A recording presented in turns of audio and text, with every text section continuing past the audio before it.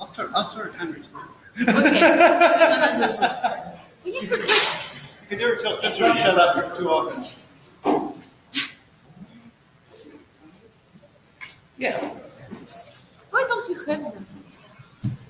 We should ask the secretary. Yeah. I can click. Huh? He's graduating now. Excellent.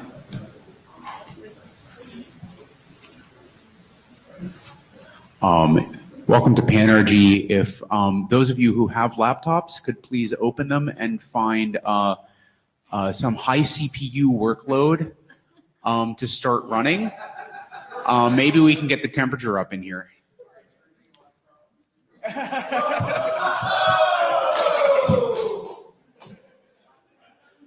I didn't say waste power, I said warm up the room.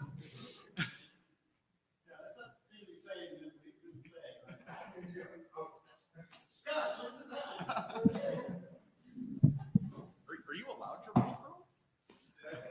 Are you allowed to run Chrome? What is this program? Wait.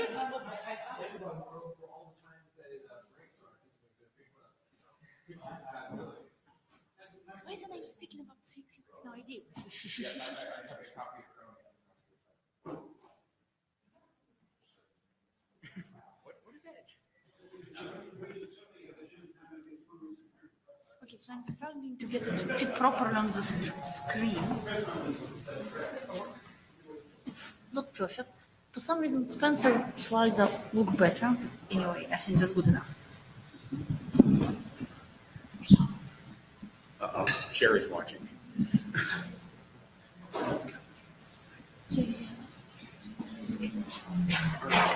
Come on. That helps.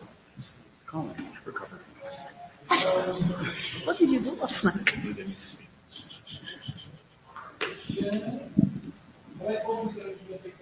Yes. It's in the agenda. Yes, thank you very much, Tim. Yeah. Yeah. Hello, everyone. Welcome to Panrg. I think it's time to get started, yeah. Note well. I'm getting back. I think it's the right note well this time. So you might not have seen that before, because it's the first time I put the right note well on the slide.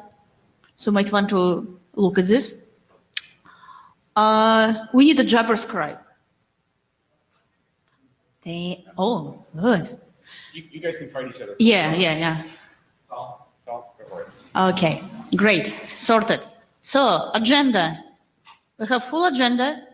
So I'm not even going to ask for agenda version because I assume we don't have time for it anyway. If you have any suggestions, we have not filled agenda for the next meeting yet. So please say your name in the microphone. It would help. So we have almost the same list of documents as the last time. So we have 2 active documents, and we're going to talk about both of them today. And we have 1 individual draft which Teresa is presenting. And we have 1 individual draft which has not been updated since the last meeting, but I still keep it on the slide.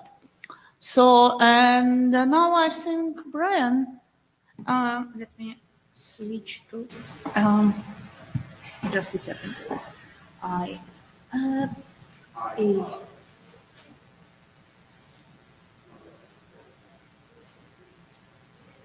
This microphone is not battery. So You can use one of those maybe. Oh, yeah. It's more important to not be from the chair than to. I will. Yeah. Thank you very much. I will do this from the floor. Hi, Brian Trammell with a question about this document. So yeah, this is IETF Panrg questions 02.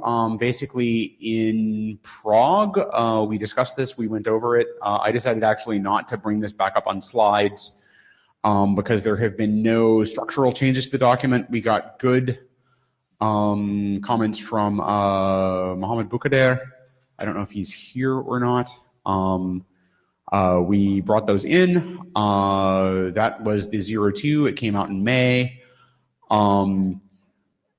mainly, and we also had a discussion about whether or not we wanted to keep this document open as a living doc, sort of as the framework of what it is we do in here, or if we wanted to go ahead and publish it as a snapshot in time.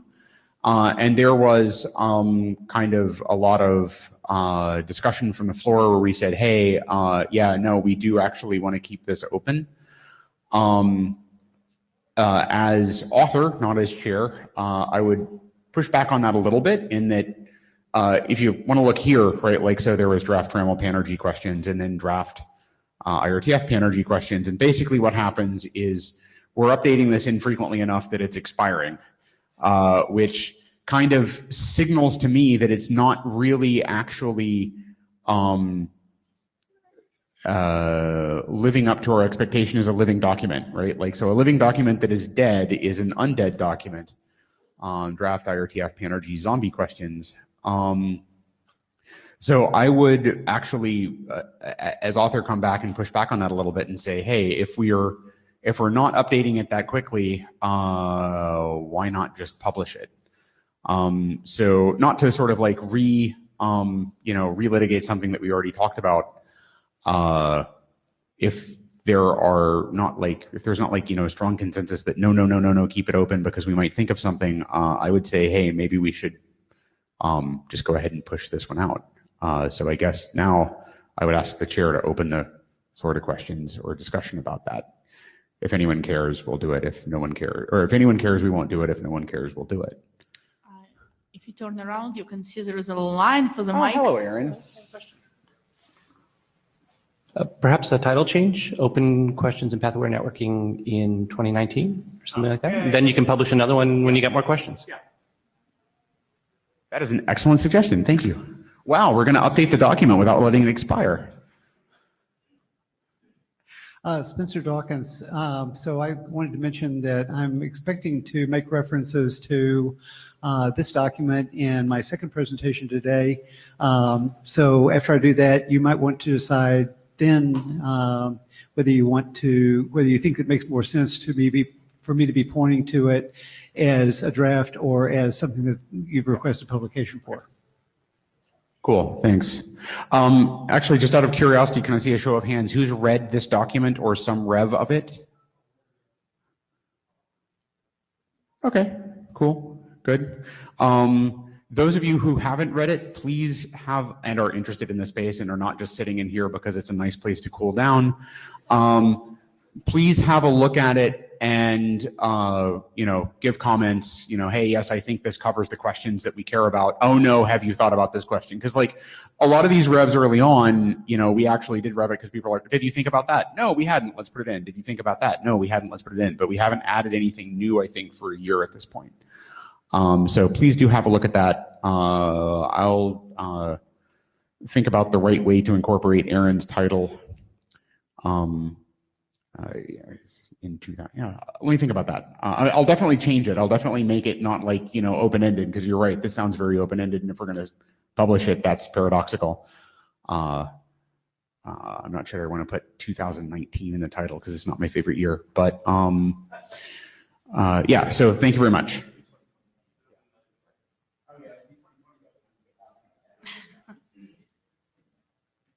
Okay, no more comments? Okay, that was quick.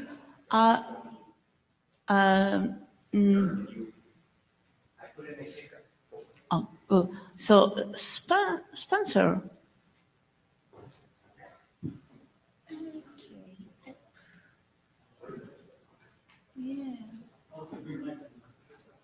Yeah, keep in mind, actually, you're going to have to, there comes no keyboard on this, so we can possibly, if that's your best thing. Oh, battery's off, cool. Does that work? No, not yet, but it will in about 30 seconds, or less. Yeah.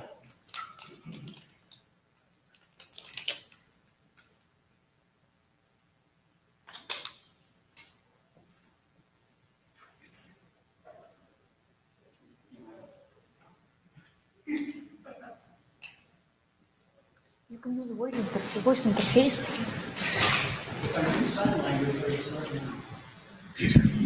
Ooh. Yeah, this is the thing that always terrifies my kids. So I'm Spencer Dawkins to talk about Panrg, the research group draft, what not to do, -03 revision now. And I want to talk this time mostly about what still won't work. So here's what's happened since -001, which was the last IETF revision. IETF meeting revision, and I've gotten new comments thanks to the people who sent comments. I'm getting careful reads, but I'm not getting a lot of new material. So I'm getting helpful suggestions. I'm getting typos. I'm getting this is unclear, but I'm not getting new sections or supporting new lessons learned. So we might be finished with this one. Research group last call ? We can talk about that. We can certainly, my opinion, we can certainly use 03 to guide our research and to start discussing with the IETF, and I actually mentioned that in a side meeting this morning, this draft that the research group had been working on. So my suggestion is to review the lessons learned and see what's still true because things change. That's what I'd like to focus on in this talk. Not wordsmithing. I'm happy to wordsmith, and I've gotten pull requests, but we do have a mailing list and GitHub for that. This is kind of the are you out of your mind review by the research group for Spencer. I have blue boxes. I have suggested answers for whether each lesson learned is still true in blue boxes like this one. These are only my opinions. There are mics on both sides of the room. I hope to capture your answers here and on the mailing list in a -04 revision. So the unsummarized and annotated summary of lessons learned that's in -03. Overcoming entropy, if it ain't broke, don't fix it. I think this one will always be true for path-aware networking and probably for everything else. Objections? I'm seeing thumbs go up, and I'm not seeing anybody diving for the microphones. Next, providing benefits for early adopters can be key. I think this one will also be true for path-aware networking and probably for everything else. Thumbs up, thumbs down. This could be very Roman. Okay, I'm seeing some thumbs up and no thumbs down. Yes? I should be letting you call these. Okay, an individual thumb. Awesome. I should actually probably be letting you all call the thumbs. I can do it? Okay, cool. Whoa. Here we go. So I think this one is also true for path-aware networking and everything else. The thumbs have it. End-to-end mechanisms may respond to feedback quickly enough that the additional realizable benefit from a new path-aware mechanism may be much smaller than you thought it was going to be. This one, in my opinion, is worth talking about. It's one of the key debating points for the loops BOF that we held Monday, I think in this very room, if I was remembering right, but they all kind of look alike. And a great deal has to do with whether there is more than one long path segment in the path. Thoughts on this one? And this is not a thumb question. It's actually a brain question. Any thoughts on that? And I mean, you could say, yeah, we need to think about this some more. Does that sound right? Okay, now thumbs. Do we need to talk about this one? On mailing lists or wherever. And I'm seeing Tommy is diving for the microphone. Good job. Tommy Foley, Apple. I was not at the Loops BOF. Would it be possible to kind of cover what the highlights? Yeah, so it's basically the classic discussion that we've had since at least the TrigTran BOF in the early 2000s, which is basically you're going to add complexity to a probably complex transport protocol in order to improve performance. Are you going to get enough new performance that, in the quote for TrigTran was, can't you just burn a couple of round trip times and you'll be in the same place as you would be with the new mechanism? And all you'd have is you've saved a couple or two or three round trip times, and you have a more complex implementation that's likely to be slower. Hi, Brian Trammell, individual. Actually, Spencer, I have the Panrg chair hat, right? Can I get that from you? Did you bring it? I'm getting it now. Cool. Don't wait. I think I'm looking at Teresa here because I think that this, like, the difference between a property for which you're going to get a realizable benefit. So this is not wearing the chair hat. The properties for which you'll get a realizable benefit from path-aware networking are qualitatively different from those to which this question applies, right? So this question is about, like, hey, if we get the devices on the network to tell us things like, queue occupancy and delay, we're not going to get data back any faster than we would if we tried to measure it, right? And that's true, and that remains true. There are the set of path properties for which you get an immediately and scale is the wrong word. For which this really helps are things that are difficult to sense and change slowly.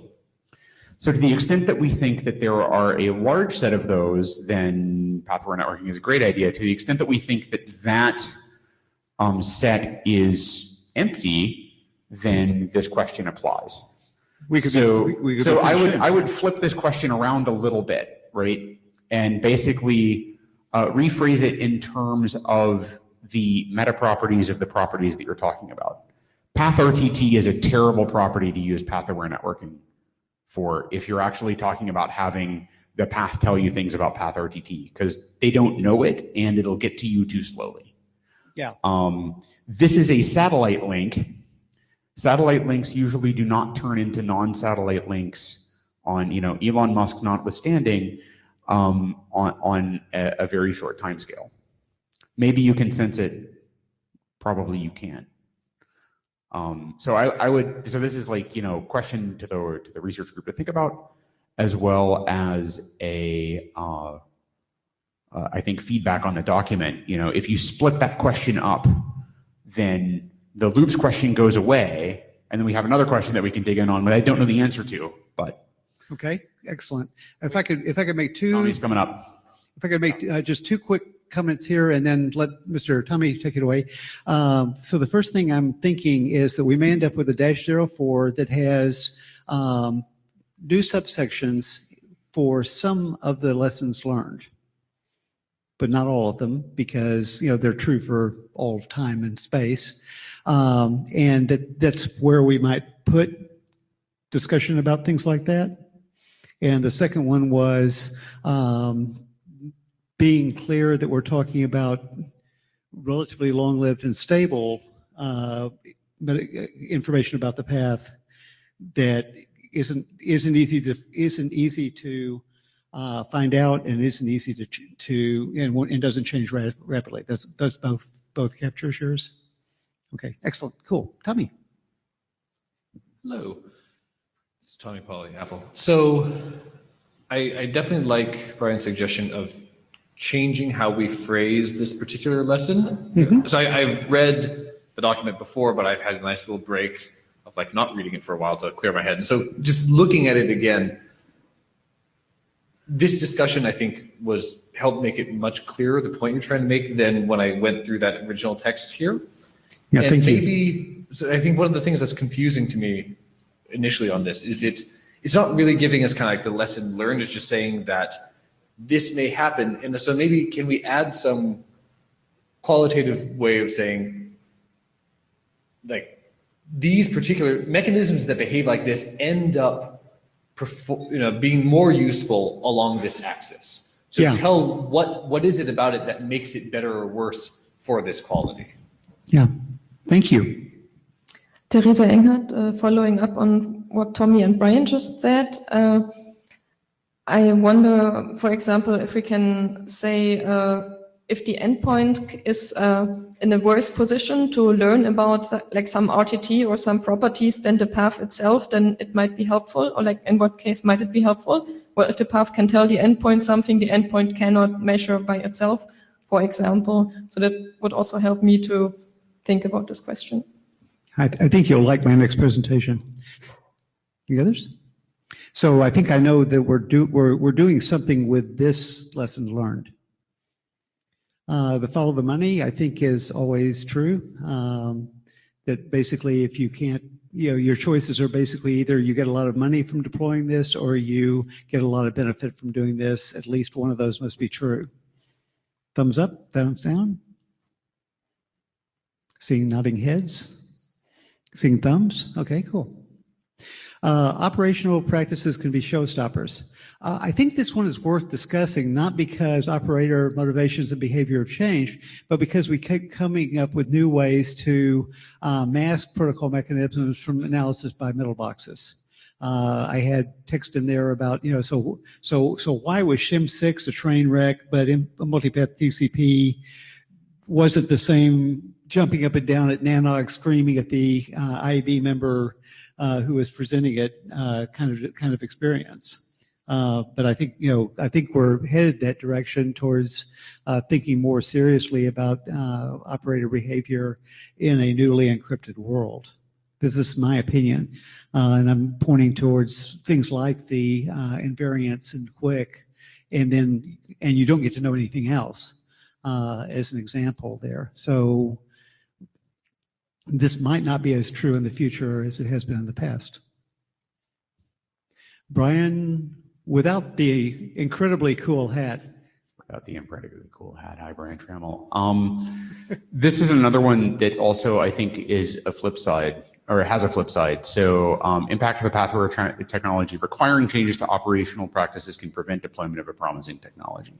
Impact of pathware technology enabling changes to operational practices might be an incentive. I don't know how to capture that really in the tone of this section.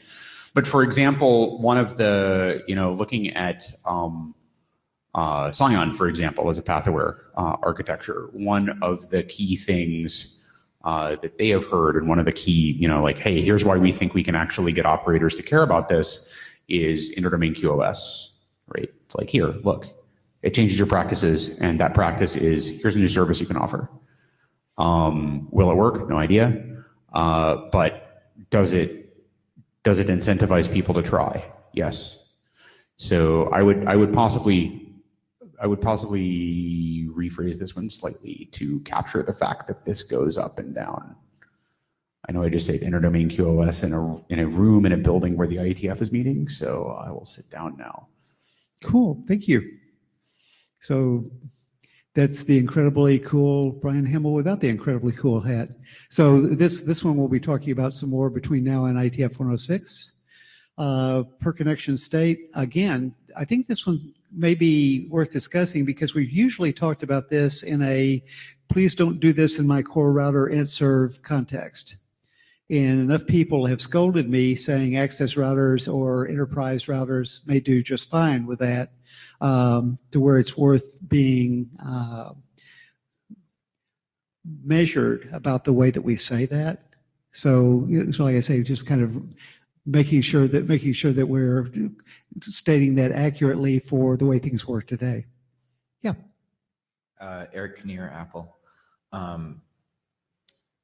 It seems as though the problem isn't that an intermediate device might have per connection state itself, but what it might do with it. And so at that point, we kind of end up in this tautology of like, yes, if it does a bad thing, then that's a problem and it does a bad thing.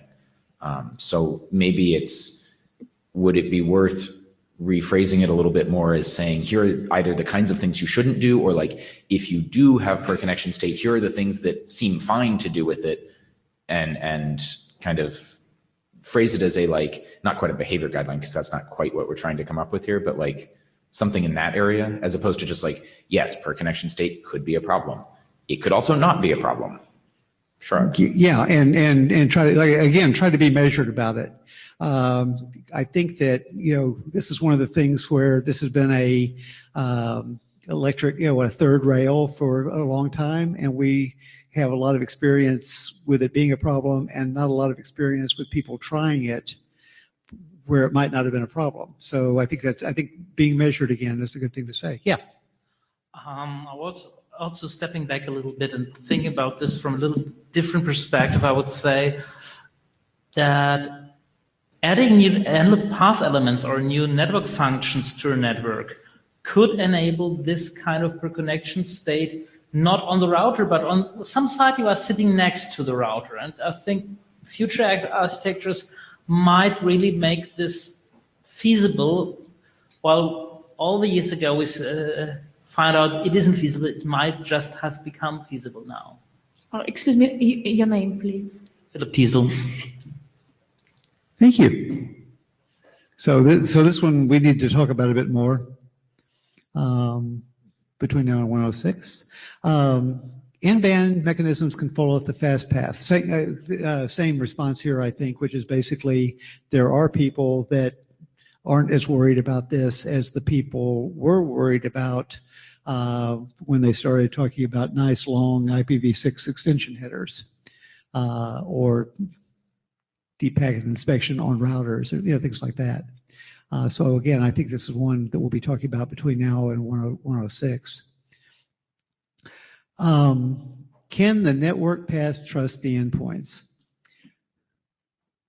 I'm going to talk more about this in the next presentation, but is there anybody that thinks that we don't need to talk about this?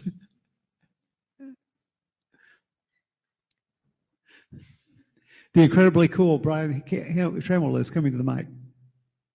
I'm actually not sure whether or not I'm doing this with my chair hat on or not. He's wearing so half the chair hat. I'm confused. So I will point out that I know that right now in SAG, right over there, they're having a talk about a potential discussion about reopening the internet threat model and maybe trying to update it to talk about stuff that we know now.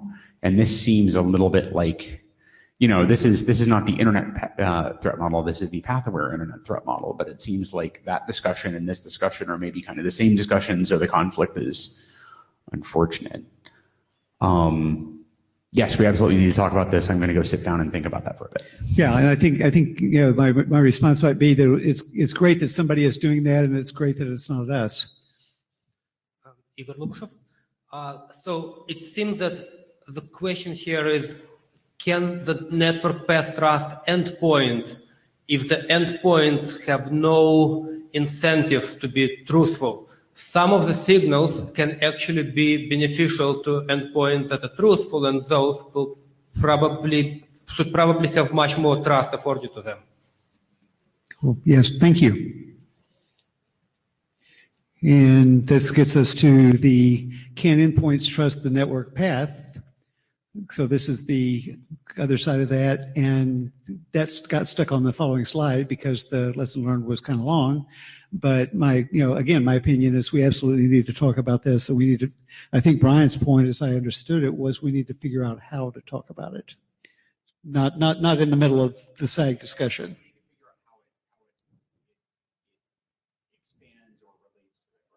Yeah, exactly. Yeah, exactly.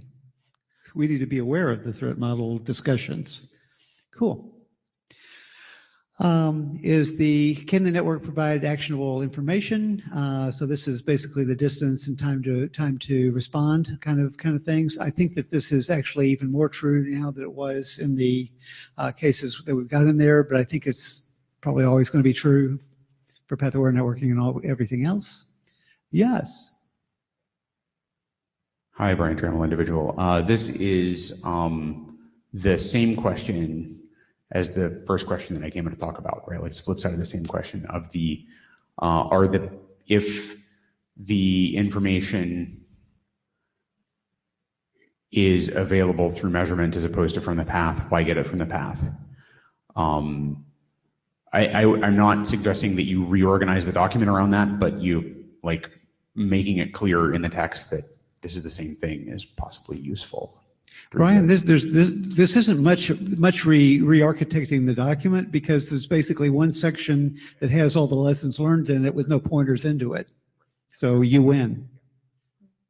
Teresa Engert, just my 2 cents. I think there's both the point of knowing about the properties of the path and then doing something with it. And I think both questions had kind of both elements in them. Excellent. Thank you. Thank you both. +1 to that. Cool. Do the endpoints know what the path needs to know? I think this is true for path-aware networking, and for everything else. We had, yeah. So this is 2, and we were in the APN 6 side meeting this morning, and I was talking about, they're talking about basically applications signaling the network, and I was like, I'm not telling you need to be in Panrg, but I'm telling you that we have concerns about applications knowing what they need to tell the network and being able to tell the network. So I think this one is true forever, and I think this one is true, I think slide 15 is true forever, and I think that slide 16, letting TAPS run for a bit and finding out what we do with APIs, are able to do with TAPS APIs may be a good thing. Lars is in here or not? Lars was telling me that he was having trouble figuring out how to do anything with ECN and Rust. I mean, it's like, so I mean, it's like things may be getting more broken as people are doing things that aren't necessarily sockets. So assuming that this is gone well so far, so this is 8 minutes left into my talk. We still have some questions about some of the lessons learned, and we've had more discussion about that here, and thank you for that. We can investigate those questions about our lessons. I would assert, speaking of Spencer, that we can begin to use the lessons we've learned to guide our research. There are relevant questions in the research questions, open questions draft that apply here. And we might talk about how the IETF hears about our lessons learned. I don't know that we're ready to inflict our wisdom on the IETF in any meaningful way yet, but something to think about. And do you think we need to talk about that here? Excellent. Okay. Brian with the incredible cool hat says we don't need to talk about that here. Thank you. So we've been discussing as we went through. Is there anybody that has food to throw? Or I can get to my next cool. Oh, there's more? Yeah. Oh, yeah. There's other presentation. And if you will cue that up, and if you will flag me down at 10 minutes and. Before we go ahead and queue it up. So just again for the edification of the chairs, could I see hands for people who've read one of the last 2 revs of this document? And it's fair to ask anything after -00 because they hasn't changed a huge amount. Yeah. Okay. So I hope to see more hands than that in Singapore. Please go have a look. Thank you. Yeah, I think what Spencer is capable of when he has access to GitHub and no adult supervision. So I wanted to talk to you all about path implications, performance implications of path characteristics. And I was interested in talking about the PILC link characteristics experience. This is some information about that, and that basically the IETF did recommendations for subnetwork designers a long time ago. We think the internet may have changed somewhat in the last 15 years. We had a side meeting to gauge interest at 104. I sent notes about that to the Panrg list, and we had a side meeting here to identify recommendations that we were ready to make to the IETF about path awareness. I publicized that to the Panrg mailing list with not enough warning, and that's okay. That may be okay because we're talking here. Trying to answer the question, are there recommendations we're ready for the IETF to consider? And we did this yesterday morning. I have good news, I have bad news. The good news is that smart people showed up to help identify what's researched now. Thank you, the people on here. I think I got everybody's name, but thank you for the people on here who showed up. And if I missed your name, please let me know, and I can fix the slides before they go into the entombed proceedings. The bad news is that almost everything is still research. Oh, noes. The question, somebody asked the question in front of Lars, what could we tell the quick protocol, transport protocol designers? And we all kind of stared at each other. So I'll be back to talk about PIPC when we have recommendations for the IETF, but the discussion was pretty relevant to Panrg. what I'm presenting now is my take on yesterday's conversation. Corrections and rebuttals from the people who are there are welcome, of course, either here on a list. What I would like to do is do this as a short rant followed and leave time for discussion. So where am I on time? No, I'm asking how many minutes? You actually ahead of time, so you have If I wanted to leave 7 or 8, 10 minutes? you have half an hour actually total. Oh, okay. So I would like to leave at least 15 minutes for people to say what we should have said yesterday. Hopefully, it will only take 15 minutes. So what happened? What happened was. First question was easy. Why not do PIPC and Panrg? And these are recommendations for protocol designers. If it's engineering, it's not research, so it's not Panrg. These might be BCPs. The ones for PILC were BCPs, and only the IETF stream publishes BCPs. But at minimum, we'd like review within the IETF before publishing them. So this one was easy. They got more complicated. We said that paths exist, but they may change. Actually explaining the idea of paths may be helpful on its own. We noodled about a bunch of things, but whether all parts of a path are equal in usefulness or equal in trustworthiness, but keep reading, whether you could make a distinction between access networks and core networks. We do have, we observed we do have trust relationships with some networks. Does that help? There are use cases like Wi-Fi plus satellite. Wi-Fi is the first hop, satellite is the second hop, with multiple interesting networks along the path. Are we talking about trusting a network or trusting the network, the worldwide internet? So that was interesting to think about.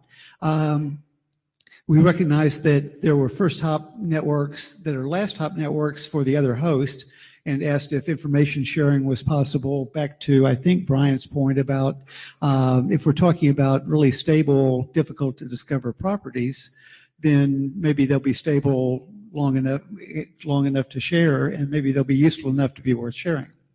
I insert the advertisement for the, did I do that right? Yeah, the path properties draft, which defines a lot of our terminology, and which has been updated. Yes, exactly. Perfect. We talked about hints and not directives. We observed that we do use hints now, like ECN. We did talk about, are there other hints that are possible? One idea that came up was, has anybody looked at IP TTL changes?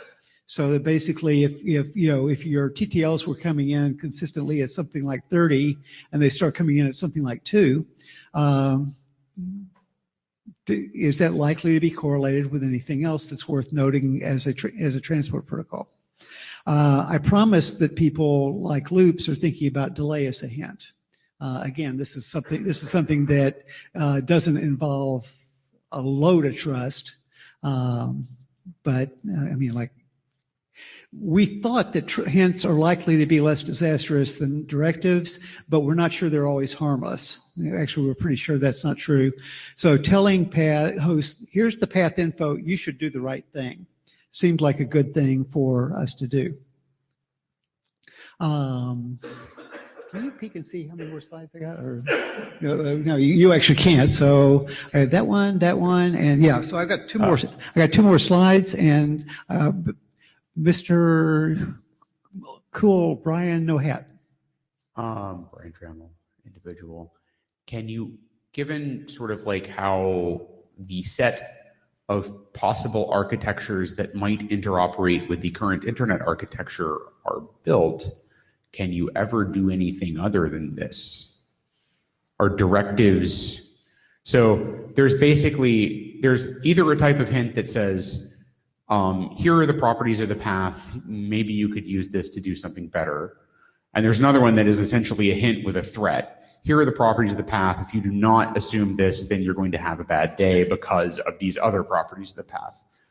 That last thing is as close as you can get to a directive in architectures where you don't have integrated data control where, send me a Bitcoin or I won't route your packet sort of craziness. So I mean, hence not directives. Are directives even possible? I would say no. Cool. And like I say, I think that's definitely, like I say, remember, I'm giving you a 12-person rant, multiplexed on dispenser. So we still have conversations to have, definitely. Yeah. Igor, so it looks like these hints are exactly the things that try to ossify protocols. RFC 8558 says that you really should only use explicit signals that are made for purpose. And so things like, TTL is changing too much.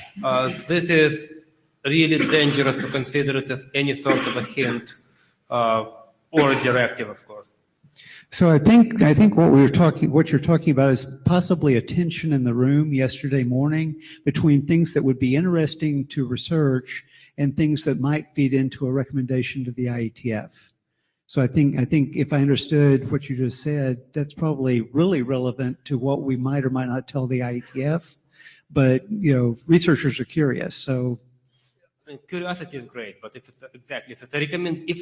curiosity is acted on, it may become dangerous. I volunteer with teenagers. I agree with you 100%. Eric Klein. I can tell you that certainly watching IPTTL changes between on a certain network behind walled gardens in Asia.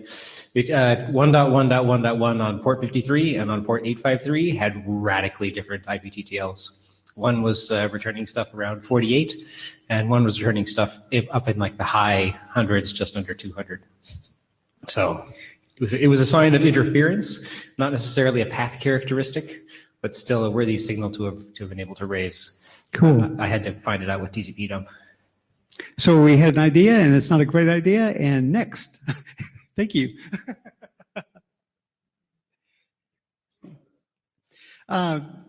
I want to spend a few minutes on this one because I think it's really important for what we're able to think about. So we're a research group and we can think about anything, but that we can think about, what we can think about and do that in an effective way. Trust no one. Literally no one. Some application protocol designers don't want to trust anything. This is a direct quote from a person who I can't identify further because you would know exactly who that was. With any further description, saying, "Oh, you want me to trust signals from the network? You want me to give signals to the network and trust signals from the network? How about if I give you no source or destination addresses? Does that work for you?" Because that's really what he would like to do. Okay, so the important thing for us to remember in Panrg, my opinion, is that we're providing transport services to those protocol designers too. We have to figure out what we can do and what we can't do. And doing that in a research group is a whole lot less painful than doing it in some working groups that have tried to do that. Speaking as a former responsible area director. We're using TLS, which is inherently two-party for a lot of stuff. We've talked about how to make it 2.5-party or 3-party, and that has been pretty consistently the wrong answer in the IETF. So for us to think about trust, we need to be thinking about that really seriously. So back to the previous conversation about what can we do that might minimize to minimize trust requirements, because anything we can do that would minimize the trust requirements for a mechanism might be a big help in getting it deployed. Any thoughts on this one? I think I have. Yeah. Okay. And this is actually a continuation. The first thing on here is actually a continuation of the previous slide. So we're still in the previous slide. So please sit on the mic. Eric Klein. I've been contemplating kind of a hybrid network architecture. And in this scenario, I think when you talk about trust, you have to like, what do you trust? And the less you ask people to trust, the more useful and generic a signal can be, Yeah, right? sure. So I got down to the point where I was thinking, let me just, not to be prescriptive here, but just for my particular case, let me just cite local multicast at basically some kind of path characteristics have changed. You might begin reevaluating now. Hint for appliances, applications, and transport protocols to start doing some work. But like, yeah, the less you ask to trust, it definitely seems better to me. Because otherwise, you actually trust what? You have to give it increasingly specific information to trust. And that seems to be getting, that seems to me going down the path of high prescriptive kind of direction. Thank you. So are you Tommy's making a break for it. I can't take notes anymore. Tommy Polly Apple. So I just had another thought on kind of trust. And you had a point earlier about kind of like having the different parts of the path and knowing are these equal in trust or how you relate their trust. So it got me thinking. So I actually wrote my comment in the notes so I don't have to type it after myself. So, you know, one of the things I think we've brought up in this room before are like provisioning and provisioning domains, telling you information about the path. This is one of the mechanisms to do that. And so we've been having discussions as we're progressing that work and that document about, you know, what are the guarantees of what we're trusting, right? Because this does not make your path safe. It does not mean that you can really trust that the thing is truly a captive portal. It's truly giving you a Wi-Fi or cellular uplink. And one of the few pieces that we are able to somewhat confidently say we can trust is when like the information that is, you know, hopefully signed or encrypted somehow can match and essentially show that these elements of the path are associated or coordinating, right? So we don't know if they're good or bad or if we should trust them, but we can see that they are colluding or sharing properties, and that becomes a useful thing to know, right? So it means that I can essentially transitively build out my trust. Like if I have something that, all right, I'm on the local network, I don't know how much I can trust my router, but I do know that this other thing has clearly coordinated with my router because they know the same information. And so I can kind of build out these dependencies of, well, if I'm going to use this, I may as well use this other thing as a hint because it's related. So maybe we can talk about that type of trust building on top of this. Thank you, Tommy.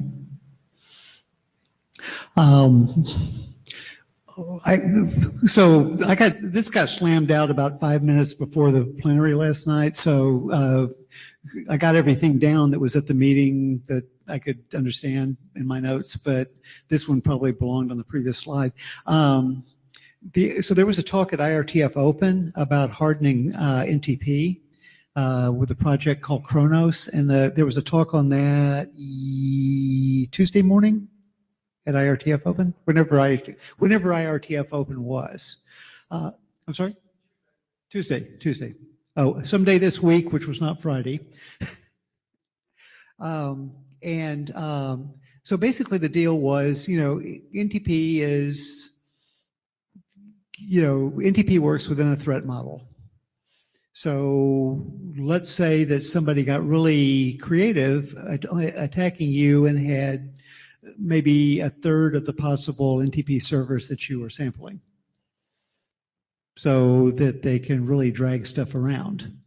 So what could you do to prevent that from happening? And the quote was, you're looking for the talk on preventing time travel in NTP. There's actually 3 drafts in the NTP working group on the same topic. So there's way more detail than even in the IRTF talk and paper.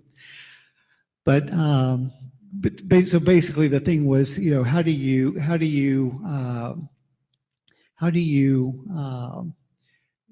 how big a spectrum can you sample from, and how sensitive do you have to be to accepting changes from the sample that you got back compared to your current time.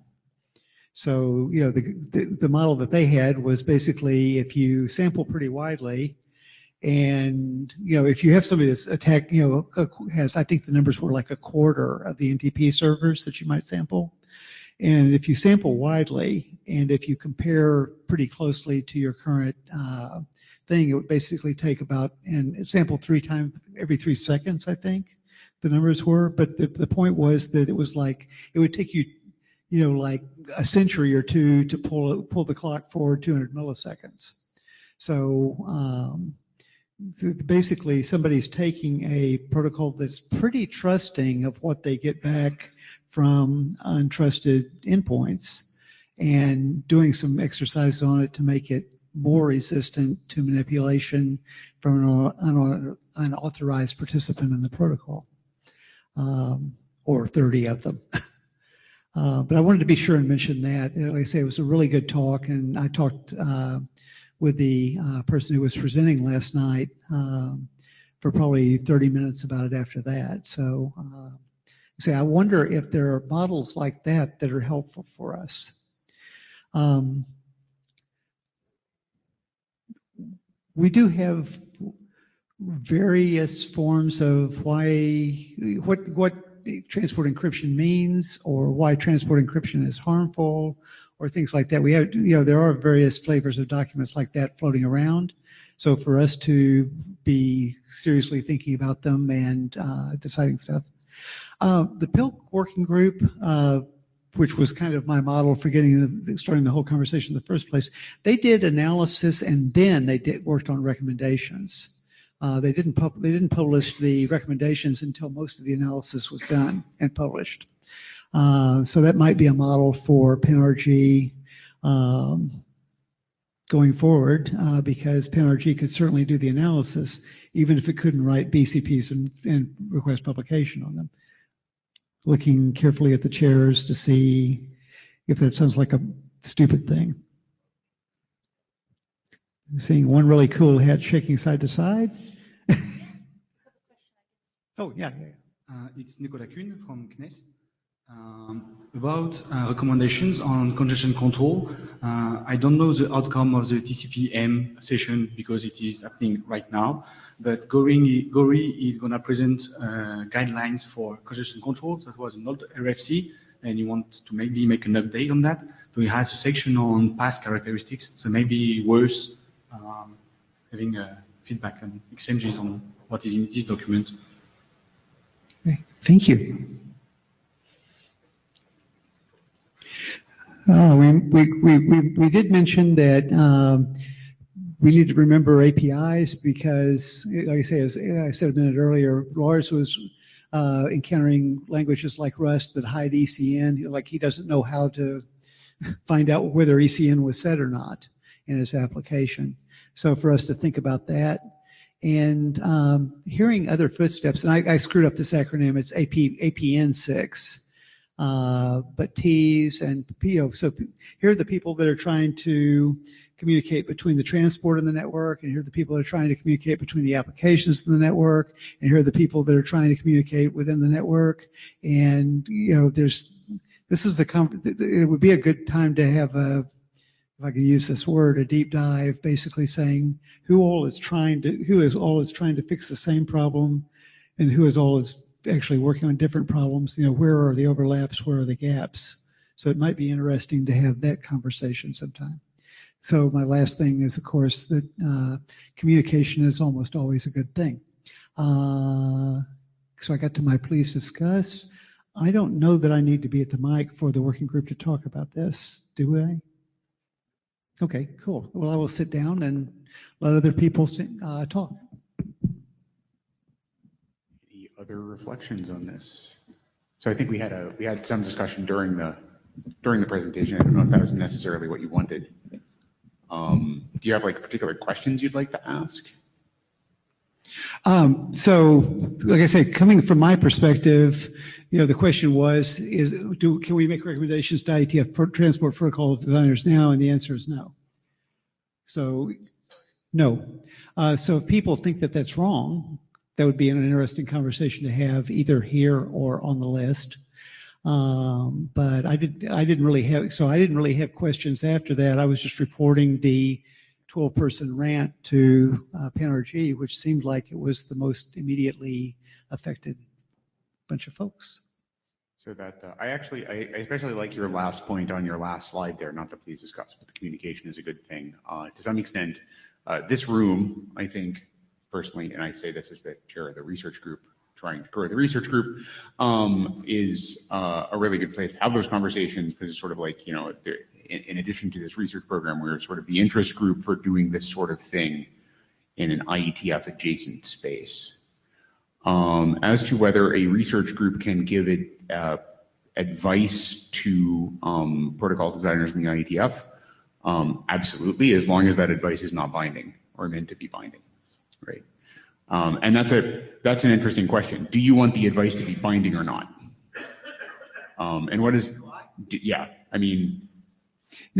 So actually, if you back up to the slide about, I think it's the immediate previous slide, if you do the analysis here, then that's telling people, but it's here, but it's just telling people what you're doing. If you are making recommendations, that's strongly encouraging people to do whatever. And that, like I say, and I think I put this early on, this at least needs to be in the IETF to get IETF review, because IRTF documents are not supposed to get extensive review in the IETF unless you ask the working group yourself. And if you want to publish it as a BCP so that it would actually be binding, and that the ISG would act like they'd ever seen it before, then it really, that's got to be in the IETF. That seems perfectly reasonable. John? John Border. I guess I think the question is, does Panrg want to take on the analysis task? I think that's the question. Yeah. This seems as good a room as any in which to undertake that analysis task. I think that, so if I'm looking around, today, and we have a very unfortunate conflict with TCPM, which so we actually discussed this, and the outcome of that discussion was, well, we kind of screwed up and conflicted with everything in routing for our first three meetings, so why not see what happens when we conflict with something in transport for the next meeting? And so I would not, as chair, want to look around the room and say, well, we have a pretty good filter on this room of, we have the transport people who care about this question in here and the transport people who don't care about questions in this space out of here, because anyone who cares about TCP is also not here. So, oops. So that, I would want to have that discussion out on the list, Spencer, as to whether or not we want to take on this analysis question. Oh, and Aaron is leaving the room to go to TCPM because he's just realized that TCPM is right now. Bye, Aaron. Love you, man. Love you. So that, I don't think we can answer that question in this room right now as to whether or not this is the right room, because this is not the right room. I do, as chair, this seems perfectly within the charter of the research group, and also within sort of the, why are we here, right? So this communication is a good thing. And I think this is the right venue to do it, because like other transport area working groups are not the right venue to do this kind of analysis. So it's do it here or run a BOF. And that's not a threat. Yeah.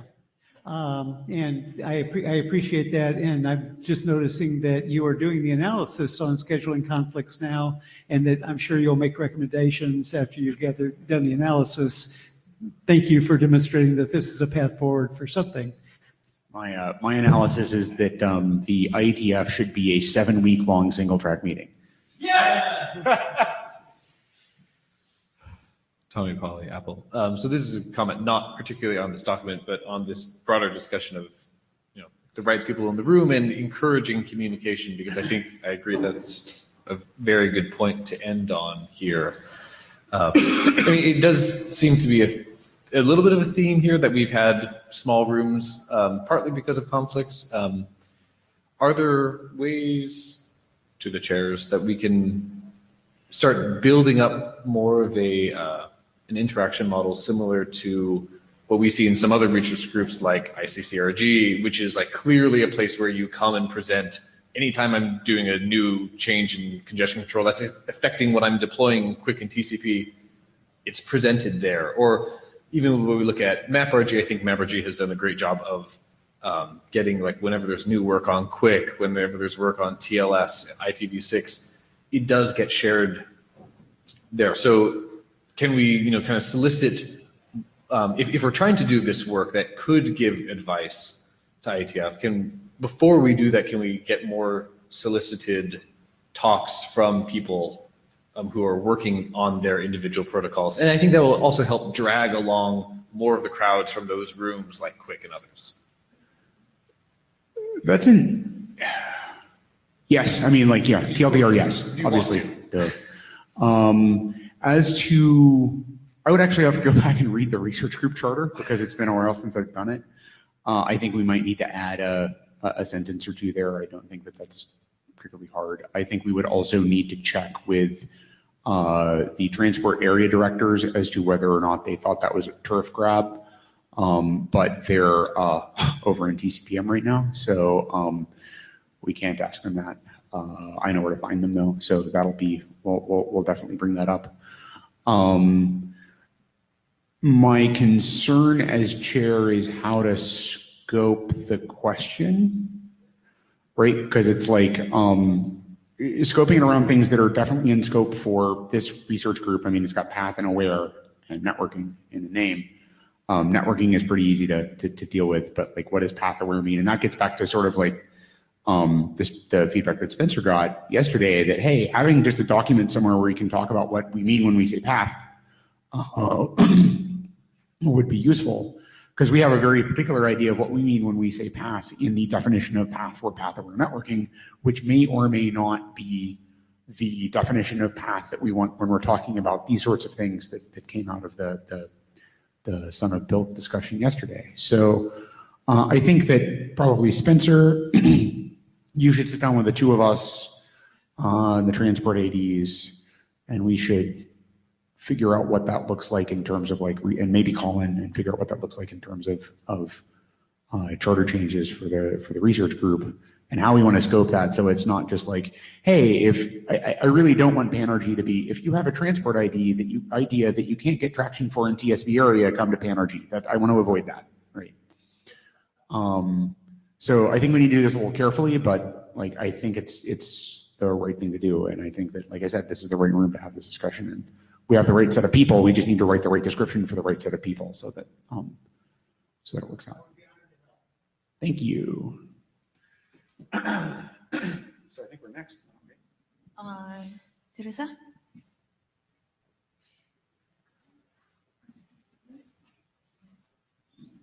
Tommy, did you get all of that down? Because I'm kind of tired. I'm not going to remember any of it. Yeah. Thank you. Okay. Hi. So me and Cyril got a draft that basically aims to answer the first question of Brian's questions draft, which is about path properties. So what path properties exist and how do we talk about them? And the major feedback that we got so far was about terminology. And therefore we revised our terminology to make it more rigorous and to make it clearer. So I'm going to present what we have now. We are defining nodes as entities that can be physical or virtual and that are processing packets. And nodes might be either hosts or routers, which we define as either the host is explicitly addressed, for example, as an IP address. So of course, addressing can be on different layers, and we talk a little bit about layers in the definitions too. But for the purpose of our path, we need like hosts and routers, and the hosts in this example are the ones at the very end of the path, and the nodes are in the middle, the routers are in the middle, and both the host and the router are nodes. Between nodes, there are links that are connecting those nodes and that enable them to exchange packets. Of course, a link can be between more than two nodes because we have broadcast medium. And a link can also be virtual, doesn't have to be a physical link. So for example, if you have two virtual machines that are running on the same physical machine, there might be a sort of virtual link between those virtual machines. Right, so we have nodes and we have links. Now, if we string those together, if we have a sequence of adjacent path elements, because both a node and a link are a path element. So if we have a sequence of those path elements, then we might get a subpath or a path. And the subpath is just between two nodes, either hosts or routers, and it starts and ends with a node. And of course, the nodes and links have to sort of be adjacent and also alternate. And the path starts and ends with a host. So then there's packets exchanged, or there can be packets exchanged between those entities, those nodes. And we are defining a flow as either one or multiple packets which are traversing the same subpath or path. So it's not just the classic definition of the 5-tuple IP addresses and ports and transport protocol, but a flow in our definition that we use in the current draft is it can also be all the packets that are traversing the same link between two particular nodes, for example, because we want to define a property as either a trait of a path element or a sequence of path elements. And this trait might be related to a certain flow, such as a packet or multiple packets that are traversing this path or subpath or the sequence of path elements. And so we get a path elements, we have a flow, or maybe we don't have a flow because it's just a trait of the path elements unrelated to any particular data transmission. And then there's a name and a value for the property. So this is the current definition of the path property. Questions? Very quick clarification question. Is the sequence of path elements adjacent or not? i.e., is a sequence of path elements the same as a subpath?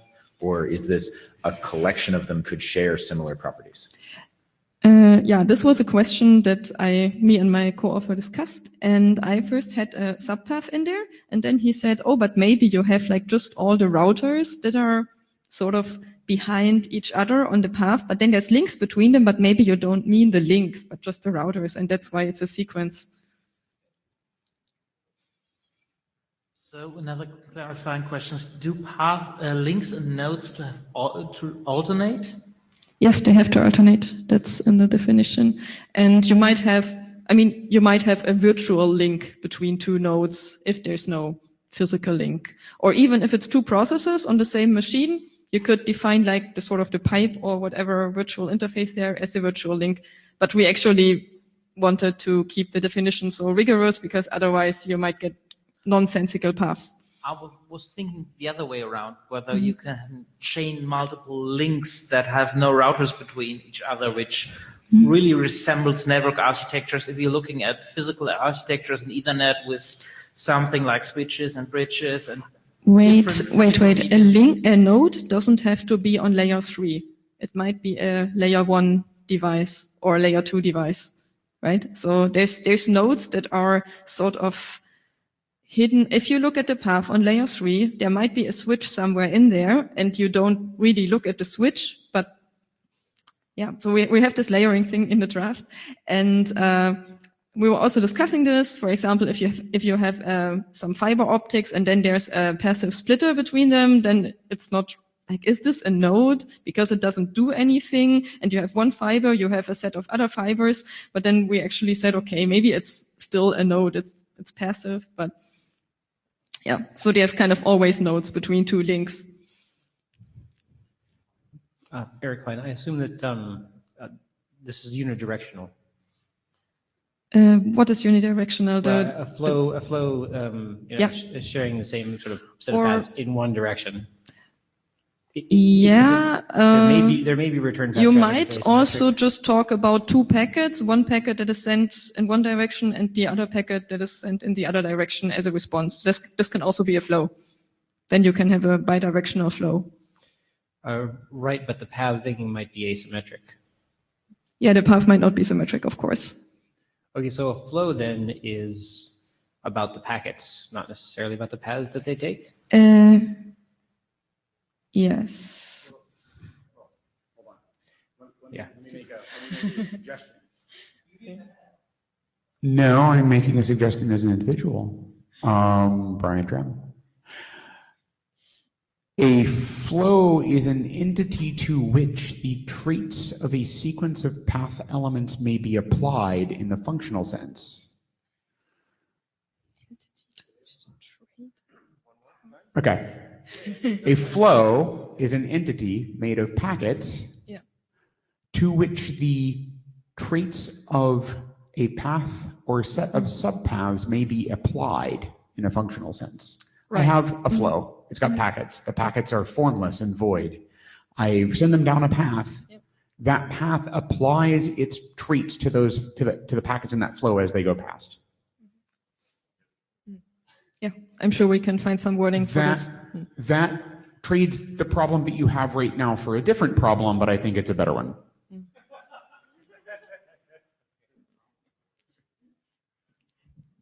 Hi, Aliyah Atlas. So 2 questions. One is, you're assuming the endpoint is always a host. I'm wondering if you're deliberately leaving out overlays because they're kind of everywhere.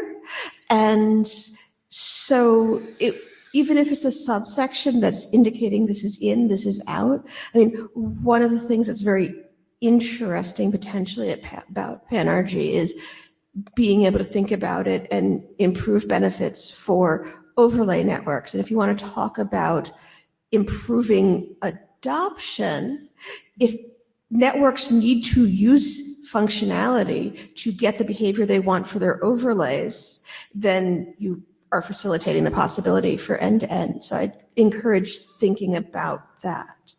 Yeah, we have thought about overlays too, but okay, in our definition, an overlay would be a router, not a host potentially, but then we have a subpath between different overlays. And why is that a problem? I mean, you can still define a property for a subpath.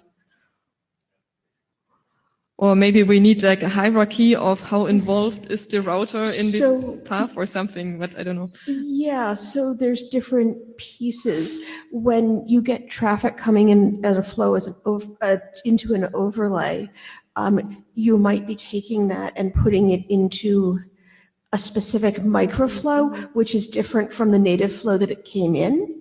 The router may use different properties to head out the outgoing link, like it might use the original microflow as opposed to the overlay microflow. You may have less flexibility in terms of what you can do. I mean, you're probably not running, the equivalent of a TCP stack for each of your connections. So I think it does have a number of implications.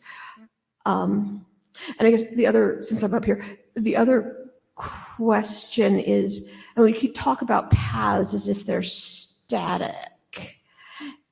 And they're not, because you have hashing and and so I think having some way of discussing the time relevance of the path definition might be interesting, and also sort of the liveness of the path, right? Because that's one of the challenges is you send traffic down the network and God knows where it's going for your layer 2 lag, and who knows where it's ECMPing. And if you can't keep traffic going down the same path and know it's alive, that's pretty hard. Okay, thank you for your comments. I think they're very useful. So to the first comment, I think this goes back to our definition of node and host, of host and router, because like it's addressed to a host. Okay, on what layer? I mean, I said that before. So yeah, I guess we have to think about encapsulation a little bit more. And the other part was about, about the path. So right now the path is defined as, well, it's there and it's, in theory, it's possible to send a packet over that. And then the packet gets sent and it will take one of the paths. So we're defining sort of all the paths. And then we have a property maybe related to this path that could be used by a packet, or we define a property that's related to a specific packet that is going over a specific path. Yeah, I just like to cut the line because we're slightly over time, so quick already. So kind of you, but still. So what I was suggesting is that your path is time dependent. Well, no, it always exists, but then the property might be time dependent because it depends on a specific packet at a specific time. No, the arrangement of links can change. Yeah. Completely. It's time dependent. Okay. You can't assume it's static. Okay. Then it's time dependent, yeah. Stuttgart, I have a question on terminology, slide 3. What do we call a flow when it doesn't satisfy that definition of a flow because the packets do not traverse the same subpath or path? And if that's answered on a later slide, I'll just sit down. Yeah, perhaps we have to update the definition in line with what Brian said before, because I actually just want a set of packets that I can apply a property to and that are in some way not completely unrelated. So I had a question and then I have two observations. The question actually I think you've answered implicitly. You're not making any particular constraint on the layer at which a link exists, correct? Because you referred to links that might be virtual, links that are pipes, which is layer -4. The observation number one is that Spencer was had an ask to create a document which defined a path for the rest of the transport area, and it looks like from this, if you take your document and apply to it the set of comments that you have received, the first half of your document becomes that document. I'm not sure you necessarily want to be the person to edit that because there's a fair amount of work involved, because this is now, you've noticed that you're having like a whole bunch of questions and comments on your terminology slide number 3 that has words on it like flow, which the IETF has never been able to come up with a single coherent definition of. The routing area has a coherent definition, and the operations area has a coherent definition that's based on 5101 and 7011. But when I use IP fixed flows and I talk to people who run routers, and they're like, "Oh, that's a microflow." And now we have a different definition of flow, which is like the integral of the application of the function of the path elements traits dt, according to, right? Yeah. So, which is a different definition of a flow, which might actually be the superset definition of all of the definitions of flows in the IETF.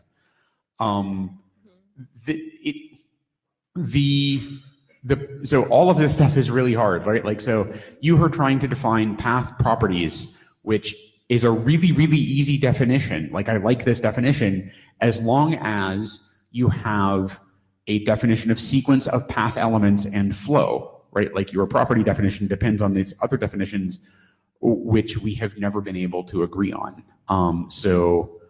Your challenge, should you choose to accept it, this document will self-destruct in 15 minutes. Your challenge, should you choose to accept it, is basically run this all the way to ground and then talk to Spencer about, run this all the way to ground. Follow this effort to its logical conclusion, which is where you have an actual definition for all of the traits down to, or all of the terms down to the root. And then talk to Spencer about whether or not you've just finished the document that he wants to write. That was all as individual, by the way. Yeah. Yes, I cut the line here. We run out of time. Okay, yeah, Richard Yan from Yale. And so I think this is wonderful when you talk about this essentially path definition. And for example, given that it's the IR research group, and oftentimes, I guess, fundamentally, when first this definition of a path, very likely it comes from graph theory, right? But somehow a lot of debate in graph theory oftentimes is, do I define by path or do I define by flow? Not here the flow in the context of graph theory. Basically, oftentimes is one major problem where you formulate a lot of problems using paths is you have a problem of enumerating exponential number of paths. For example, look one example. Suppose here you have 1, 2, 3, 4, 5 nodes, and imagine between any two nodes, you don't have a single link, you have two links. So therefore, suppose you have n nodes, you're going to have a total of 2 to the n number of paths. That's exponential.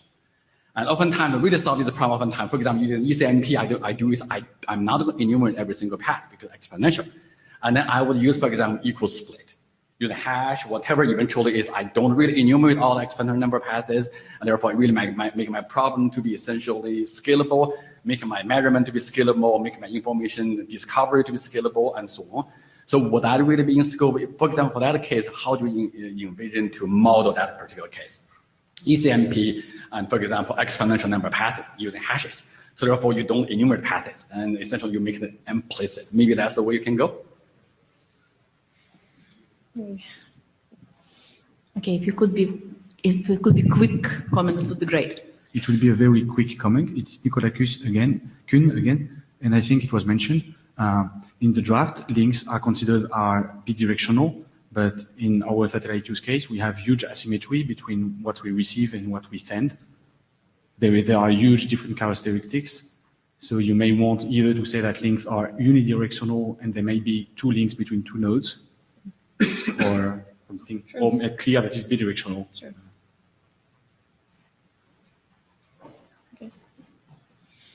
All right, thank you for all the feedback. So I guess the terms are not yet clear and consistent enough, and we'll go back and revise it. Let me actually just throw something out as chair.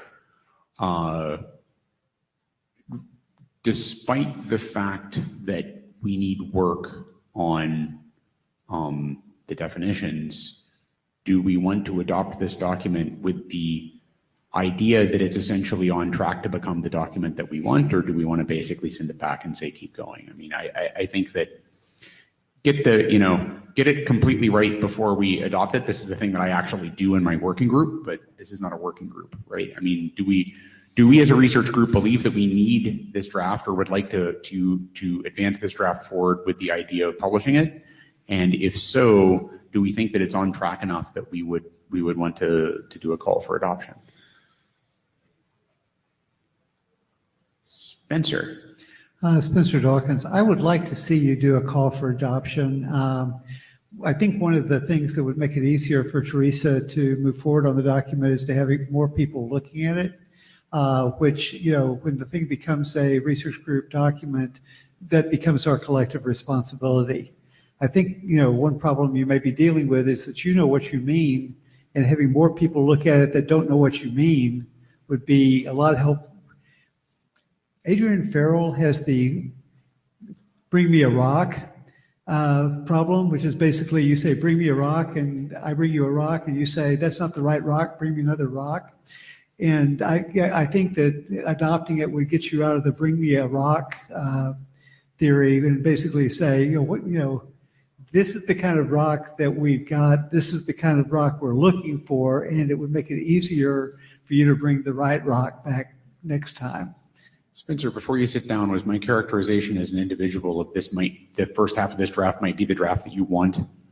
Does that, with respect to the defining what a path is for these, does that resonate, or am I off base? I think that's true, and I think also someday, and soon as the time, but soon as a day, but someday I think we're going to be happier that we've got definitions that we can show people rather than having them say, I kind of know at a hand-waving level what your research results mean, and now I'm going to go off and engineer based on that in the IETF. Yes, we're 10 minutes late, so quick, please. Eric Kinnear, Apple. So I would echo much of what Spencer was saying in the sense that our ability to communicate with other people is going to be much enhanced by having these things defined. And I think we've seen that if you show us something, we can think about it and talk about it, and having it be a working group document would help that a lot. And I think it fits a natural place in what we're trying to do. This is a research group, I guess. Sorry, pardon me. You're right. The question from there becomes, as we look at the other places, other areas have defined similar terms. I think the challenge for us is going to be, how do we make sure we can communicate across those without going too far from there? But that's only aided by making it a group document. I know we will hear from Al, who is redefining the term node in IPPM. Yeah. Hi, Al Morton. So if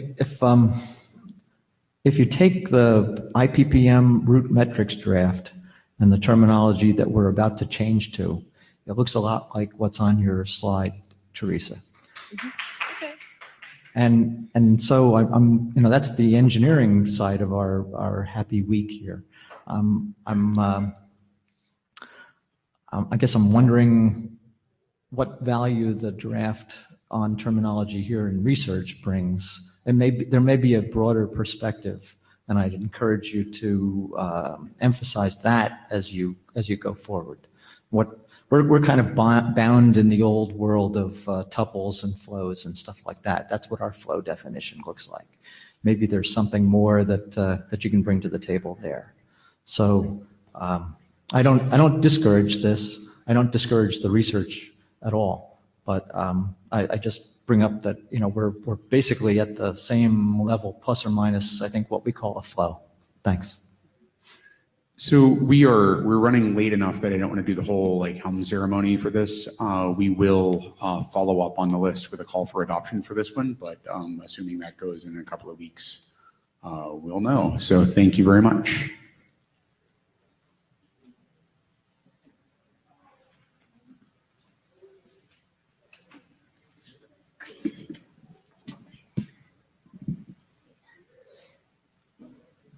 I can probably do this in 15 minutes, so that's okay.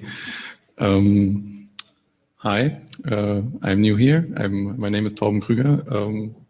It's my first IETF, and so my contributions might be maybe trivial to many people here. And also during the past few days, I had a lot of fun, and I really enjoyed the discussion culture here, but it also caused me to really completely rework this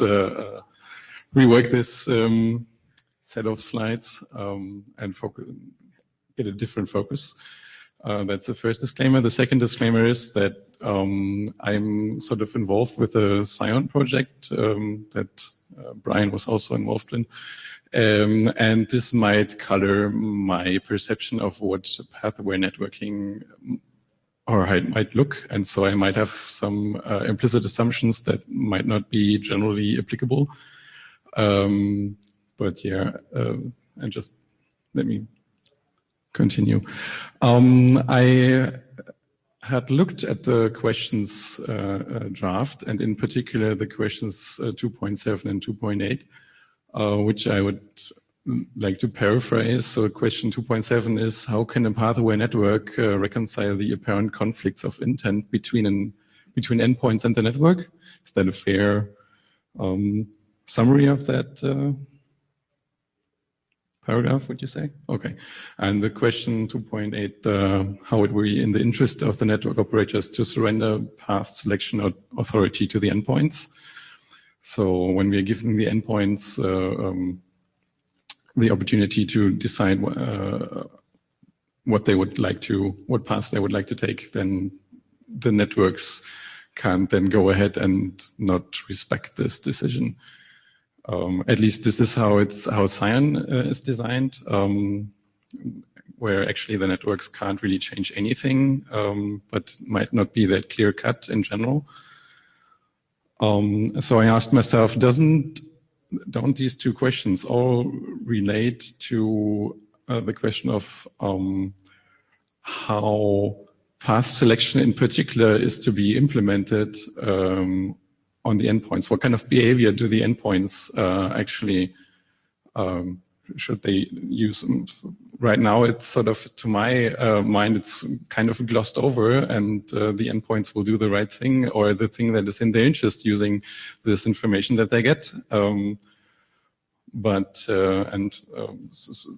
found in Teresa's draft, I found the following requirement that says an endpoint's path selection algorithm should aim to not perform worse than the default case. Okay, that you might construe this as a sort of a requirement for the endpoint.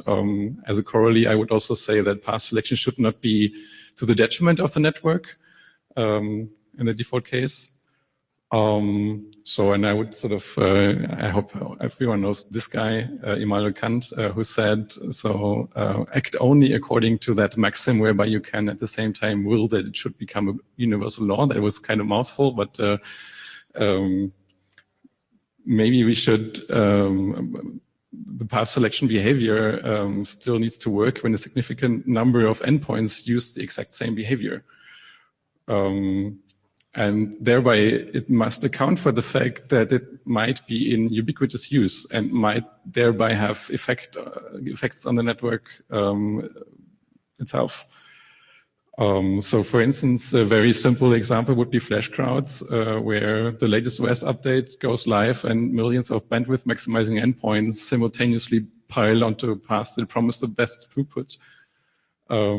That obviously causes changes in those paths, right? In the properties, in the dynamic properties of those paths. Or when you have World Cup finals and millions of people want to not lag behind their next door neighbors in being able to cheer for the next goal. And it's sort of, to me, it's clear that naive strategies fall on their faces, right? They are likely to lead to wild oscillations. I've built a test bed where I had a toy path-aware network where I could actually demonstrate that using these naive approaches, I could show that actually you get these problems with oscillations where when everyone in the network is using the same strategy to act on those path properties, the changes that they cause on the paths lead to feedback loops that are kind of hard to dampen, actually. So even when you introduce a dampening factor and say, okay, I only switch away with a very low probability when I find out that there's that the other path looks better, you still get these longer oscillations, but they are still oscillations. When you go much further and really tune down the probability of reacting to a better path becoming available, it might not be that simple to simply specify that switching away to a better path is always beneficial. So maybe there should be guidelines for path selection behaviors. And I would like to pose the question to the audience, if maybe we need to, is this might be become part of the questions draft, that the actual behavior for path selection should not be out of scope for us. Or, I mean, the other question that we might have to ask when we say, okay, we don't want to specify this, we don't want to constrain path selection itself, we want people to be able to do what they want, but then we have to ask, should it be okay for networks to misrepresent the path properties depending on who is asking? So this is in a world where the networks are communicating the path properties and I don't measure them or anyway, so I can query the network for path properties. But when I'm not being smart with these properties, then it's in the interest of the networks to maybe start lying about them.